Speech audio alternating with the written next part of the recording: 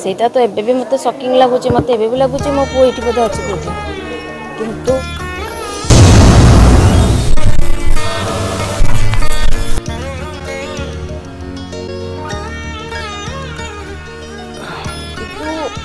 ଏତିକି କହିବି, ଏଇଟା ଗୋଟେ ଆୱାରନେସ୍ ହେବା ଦରକାର।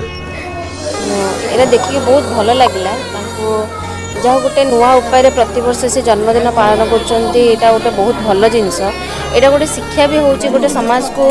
ରେଷ୍ଟୁରାଣ୍ଟ ବା ଆମର ହୋଟେଲ ଏସବୁ ପାର୍ଟି ଅପେକ୍ଷା ଏଇ ପିଲାମାନଙ୍କ ସାଙ୍ଗରେ ଯଦି ଜନ୍ମଦିନ ପାଳନ କରୁଛନ୍ତି, ହୁଏତ ବୋଧେ କିଛି ପୁଣ୍ୟ କମେଇବା ସାଙ୍ଗେ ସମାନ ଏଇଟା ଗୋଟେ।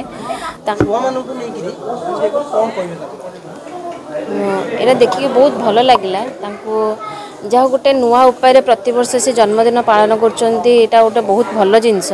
ଏଇଟା ଗୋଟେ ଶିକ୍ଷା ବି ହେଉଛି ଗୋଟେ ସମାଜକୁ।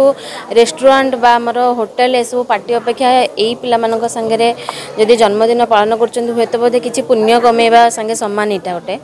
ତାଙ୍କୁ ଜନ୍ମଦିନ ଅବସରରେ ବହୁତ ବହୁତ ତାଙ୍କୁ ଅଭିନନ୍ଦନ। ଆଣ୍ଡ ତାଙ୍କର ଆଜି ଗୋଟେ ଅଡ଼ିଓ ରିଲିଜ୍ ବି ହେଉଛି, ଯେଉଁଟାକି ମହାଦେବଙ୍କ ଉପରେ। ବହୁତ ଆଜି ଗୋଟେ ଦିନରେ ମାନେ ଜନ୍ମଦିନ ଅବସରରେ ଏଇଟା କରୁଛନ୍ତି, ମାନେ ଏଇଟା ବହୁତ ଭଲ ଜିନିଷ। ରାନୀ ପଣ୍ଡାକୁ ଆପଣ କେତେ ଭଲ ପାଆନ୍ତି? ଆଜ୍ ଏ ଓମେନ୍ ମୁଁ ତାଙ୍କୁ ଲାଇକ୍ କରେ। ରାନୀ ପଣ୍ଡାଙ୍କ କୋଉ ଗୁଣଟା ଆପଣଙ୍କୁ ବେଶୀ ଭଲ ଲାଗେ?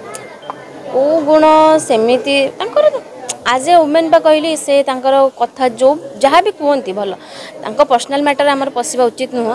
ବଟ୍ ଆଜ୍ ଏ ହ୍ୟୁମାନ୍, ଆଜ୍ ଏ ମୁଁ ଗୋଟେ ଓମେନ୍ ହିସାବରେ ମୁଁ ତାଙ୍କୁ ଲାଇକ୍ କରେ। ବହୁତ ଲୋକ ଗାଳି ଦିଅନ୍ତି, ବହୁତ ଲୋକ ତାକୁ ଷ୍ଟେଜ୍ ଉଠିଲେ ତାଳି ଦିଅନ୍ତି। ତାଙ୍କର ସୋଶାଲ ମେସେଜ ସେସବୁରେ ଆମର କିଛି କହିବା ଉଚିତ ନୁହେଁ, କାହିଁକିନା ତାଙ୍କର କିଛି ପର୍ସନାଲ୍ ଜିନିଷ ଅଛି ଯେଉଁଟାକି ଆମର କହିବାଟା ଉଚିତ ନୁହେଁ। ମ୍ୟାଡ଼ାମ୍, ଯେତେବେଳେ ଆପଣଙ୍କ ପୁଅର ଅଙ୍ଗ ଗୁଡ଼ାକ ସବୁ ଦାନ କଲେ, ତ ଛାତିରେ କି ଭଳିଆ ପଥର ରଖିକି ଆପଣ ଏତେ ବଡ଼ ଷ୍ଟେପ୍ ନେଲେ, କ'ଣ କହିବେ?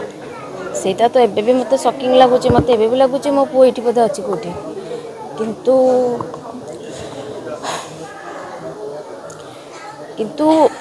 ଏତିକି କହିବି, ଏଇଟା ଗୋଟେ ଆୱାରନେସ୍ ହେବା ଦରକାର। ମୁଁ ଏଇଟା ସମସ୍ତଙ୍କୁ ଆପିଲ୍ କରୁଛି, ଏଇଟା ଗୋଟେ ଆୱାରନେସ୍ ହେବା। ଏଇଟା ଗୋଟେ ଡକ୍ଟର ନିହାତି ଗୋଟେ ଏଇ ରୋଗ ଉପରେ ନିହାତି ଗୋଟେ ମାନେ ଇନଭେଷ୍ଟିଗେଟ୍ ହେବା ଦରକାର। ଆକ୍ଚୁଆଲି ରୋଗଟା କ'ଣ, କାହିଁକି ହେଉଛି ଏବଂ ତା'ର ପ୍ରତିକାର କ'ଣ, ଏଇଟା ନିହାତି ହେବା ଦରକାର। କାହିଁକିନା ମୋ ପୁଅ ସାଙ୍ଗରେ ଏଇଟା ବହୁତ ଆକସ୍ମିକ, ଯେଉଁଟାକି ଆମେ କେବେ ବି ଭୁଲି ପାରିବୁନି।